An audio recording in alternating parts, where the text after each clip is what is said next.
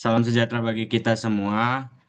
Perkenalkan kami dari kelompok 15, kelas AB 4703, kelas model bisnis ingin mempresentasikan hasil dari kinerja kami. Sebelumnya perkenalkan dulu kami. Dari kelompok 15 itu ada beranggotakan yang pertama ada Alpin Luluwil dengan NIM 104042400169 dan yang kedua ada Ines Nafrila dengan NIM 104042488001 dan yang terakhir ada saya sendiri Kores Cilteo Sianipar dengan NIM 104042400203. Baik, di sini kami akan mempresentasikan dengan topik bisnis model Canva atau BMC. Yang pertama ini ada slide di mana di sini menunjukkan 9 elemen utama BMC. Nah, 9 elemen utama BMC itu yang pertama ada customer segment, ada customer relationship, ada channel, ada value proposition, key activity, key research, key partners, cost structure, dan revenue stream. Baik, kita akan bahas satu persatu dari 9 elemen utama ini. Yang pertama, kita akan bahas mengenai value proposition, di mana produk kami yaitu Nourish Hub mendapatkan value proposition. Yang pertama itu menjaga agar makanan sehat terhindar dari gula. Terus yang kedua ada harga terjangkau, yang ketiga ada dukungan gaya hidup sehat, dan yang terakhir itu ada tekstur yang lembut. Jadi kami mendapatkan value proposition ini melalui hasil jualan kami, di mana di sini ada bukti dari eh, nilai-nilai yang diberikan customer terhadap produk kami. Terus yang kemudian ada di customer segment, di mana pada bagian ini kita berfokus yang pertama itu ada demografi, anak-anak 6 sampai 12 tahun, remaja 13 sampai 25 tahun, dewasa 26 sampai 45 tahun, gender laki-laki dan perempuan, kalangan menengah ke bawah. Dan yang kedua itu ada geografis, di mana kami berfokus di Jawa Barat, khususnya pada kampus Telkom University. Terus yang ketiga ada behavior, di sini behavior masih kurang makanan sehat. Dan yang terakhir ada psikografis, eh, ada gaya hidup sehat dan suka cemilan manis. Jadi ini beberapa bukti dari hasil penjualan kami atau demografi segmen-segmen kami.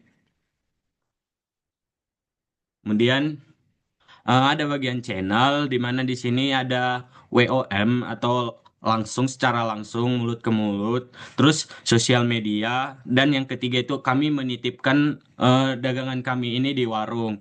Jadi ini beberapa eh, yang sudah kami lakukan. Ini beberapa foto. Ada daftar menunya di sini buat sosial media, ada eh, secara chat, ada juga yang menitip ke warung. Kemudian akan dilanjutkan oleh teman saya, Alvin.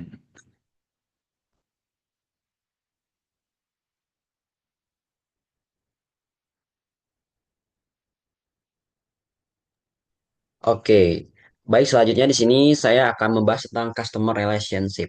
Apa sih sebenarnya customer relationship itu? Di mana hubungan antara pembisnis dan juga pelanggan. Nah, customer relationship juga adalah jenis hubungan yang dibentuk dengan segmen pelanggan tertentu, bagaimana interaksi Anda dengan pelanggan.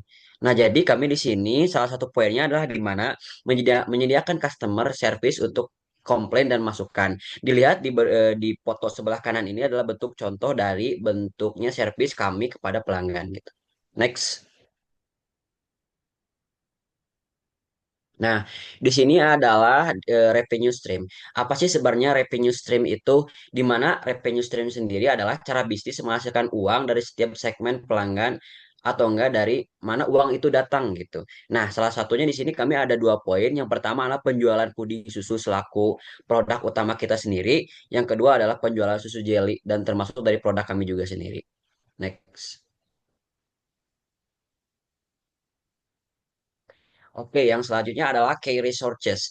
Apa sih sebenarnya key resources itu? Key resources adalah sumber daya utama yang memastikan bisnis tetap berjalan dan kompetitif baik berwujud maupun tidak berwujud. Nah, Di dalam key resources ini ada beberapa aspek, salah satunya many, mesin, dan material. Di mana man sendiri adalah tenaga kerja Ines, Alvin, dan Kores, kami sendiri bertiga.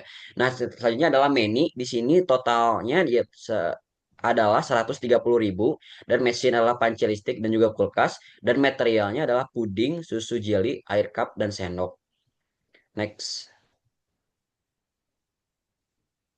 Oke, yang selanjutnya di sini adalah kayak activities. Di mana kayak activities ini adalah apa sih yang kita lakukan untuk mengolah dan memproduksi produk-produk bisnis kami ya. Di sini adalah metode satu dan metode dua, di mana metode satu ialah masukkan puding dan susu aduk hingga larut. Terus yang kedua adalah colokan panci listrik sambil diaduk agar tidak menggumpal. Yang ketiga adalah tunggu hingga mendidih sekitar 5 menit. Yang selanjutnya adalah cabut panci listrik, diamkan 5 menit, lalu lalu lalu tuangkan ke cetakan, terus diamkan sampai benar-benar dingin, lalu tutup dan masukkan ke kulkas. Nah, saat itulah puding siap untuk disajikan. Nah, sekarang adalah metode yang kedua di mana kami akan membuat jelly. Selanjutnya adalah yang pertama adalah masukkan jelly dan air, aduk hingga larut. Yang kedua adalah colokan panci listrik sambil diaduk agar tidak menggumpal. Yang ketiga adalah tunggu hingga mendidih sekitar 5 menit. Selanjutnya adalah pecahkan es batu, terus masukkan jelly ke dalam wadah yang berisi es batu. Terus selanjutnya adalah aduk hingga jelly terpecah seperti lumut. Selanjutnya adalah setelah itu masukkan susu, lalu masukkan ke dalam cup. Nah, di sanalah susu jelly siap disajikan. Next. Selanjutnya adalah key partnership. Apa sih sebenarnya key partnership itu? Key partnership adalah pihak eksternal yang membantu perusahaan beroperasi lebih efisien. Mereka berkontribusi dalam hal distribusi, sumber daya ataupun inovasi. Di mana kami di sini adalah berpartner dengan Glosiran, UKM, UKM sekitar, UMKM ya. Terus selanjutnya adalah kampus Telkom University.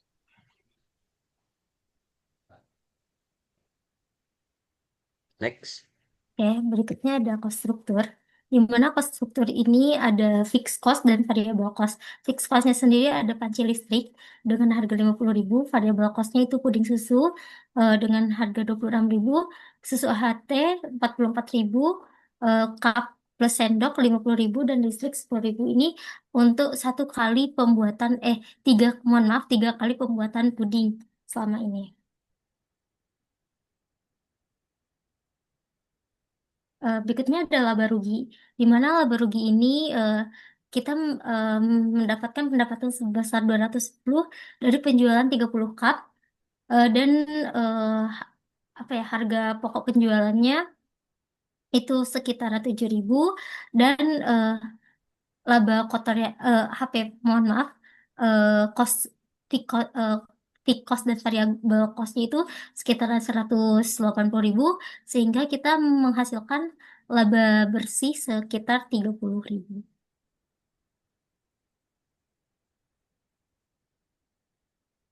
Di mana ini proses mingguan kita untuk menjual produk. eh, s- di sini kita dapat lihat sendiri bahwa kita telah menjual kurang lebih 31 orang dan ada bukti transaksi dan fotonya. Berikut fotonya ada di slide berikutnya.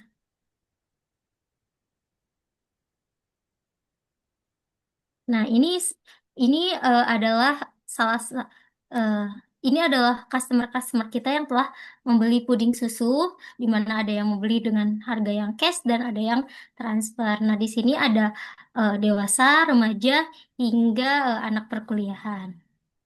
Next.